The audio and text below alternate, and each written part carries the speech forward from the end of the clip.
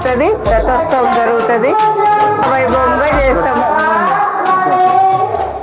చాలా ప్రాచీనమైన టెంపుల్. ఇక్కడ ప్రతి ఒక్కటి అనుకునేది బాగా జరుగుతుంది మా టెంపుల్లో. జాగీర్దారులు ఈ దేవాలయాన్ని నిర్మించడం జరిగింది. గతంలో ఈ దేవాలయాన్ని కూడా ఇక్కడ పనిచేసే ప్రతి కులానికి కమ్మరి వారు కానీ, సాగరి వారు కానీ, కుమ్మరి వారు కానీ, ప్రతి ఒక్క పనివాటి వల్ల అందరికీ కూడా వాళ్ళు బతుకుదేరు కోసము భూమి ఇవ్వడం జరిగింది. ఆ భూమి చేసుకొని బ్రహ్మోత్సవాల రోజులలో వాళ్ళు ఈ గుడికి సేవ చేయాలని చెప్పేసి గుడి కట్టినప్పుడు వాళ్ళు ఇచ్చి వెళ్ళడం జరిగింది. ఆ పద్ధతి ప్రకారమే ఈ ఎంకరాల గ్రామంలో బ్రహ్మోత్సవాలు జరుగుతున్నాయి. ఇది 500 సంవత్సరాల క్రితం నిర్మించిన దేవాలయము. పెద్దలు చెప్పిన ప్రకారము ఈ పక్కన దశగుట్ట అనే గుట్ట ఉండే పెద్దది. అక్కడ గొర్రె కాపర్లో పసుల కాపర్లో ఉంటే అక్కడ పవిత్రమైన సుగంధమైన వాసన ఉంటే ఆ గొర్రె కాపర్లు ఇక్కడ ఎంకిరాల గ్రామ పెద్దలకు, అక్కడ ఎదులబాల గ్రామ పెద్దలకు తెలియజేయడం జరిగింది.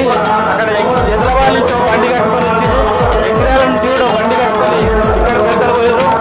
అక్కడ 2 విగ్రహాలు ఉంటే 2 బండ్లలో 2 విగ్రహాలను ఎక్కించుకొని వాటిని అల్లిస్తుంటే హైదరాబాద్ నుంచి వచ్చిన బండి ఎంకిరాలకు వచ్చింది, ఎంకిరాల నుంచి వచ్చిన బండి హైదరాబాద్కి వెళ్ళిపోయింది. అక్కడ రంగనాయక స్వామి ఇప్పుడు అదే ఇక్కడ లక్ష్మీనారాయణ స్వామి. ఈ బండి కూడా ఇక్కడికి వచ్చినాక ఈ స్థలం రాగానే బండి పూర్తపోయిందట. ఈ ఎంకిరాల విలేజ్ ముందట ఇంకో కిలోమీటర్ ముందట ఉంది. దాని పేరు అప్పుడు గతంలో మాటకోట అని పిలువబడుతుంది.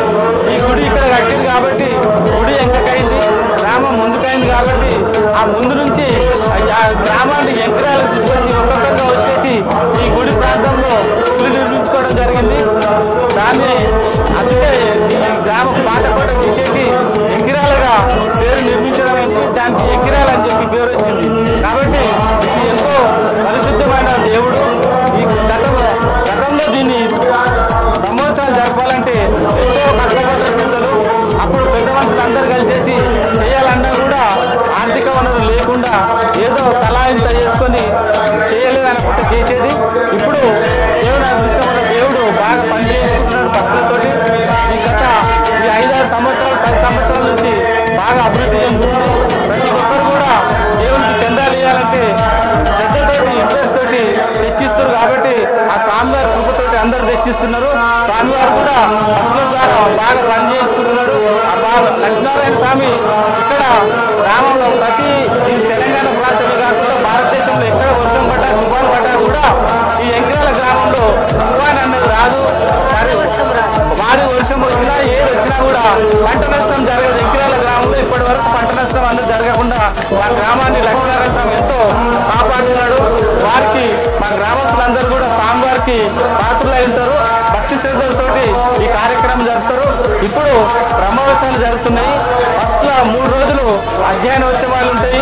ఒకరోజు ఉత్త బంగారు అని ఉంటుంది, 2వ రోజు వేడుకల ప్రవాసం ఉంటుంది, 3వ రోజు కళ్యాణము, 4వ రోజు అంబారి మీద ఊరేగింపు చేస్తారు, అంబారి సేవ ఉంటుంది, 5వ రోజు శ్రీ లక్ష్మీనారాయణ స్వామి విమాన రథోత్సవం ఉంటుంది. ఆ రథోత్సవం కూడా ఎంతో పవిత్రమైన ఉంటుంది. ఇక్కడ ఈ ప్రాంతంలో ఎక్కడ కూడా అలాంటి రథోత్సవం లేదు.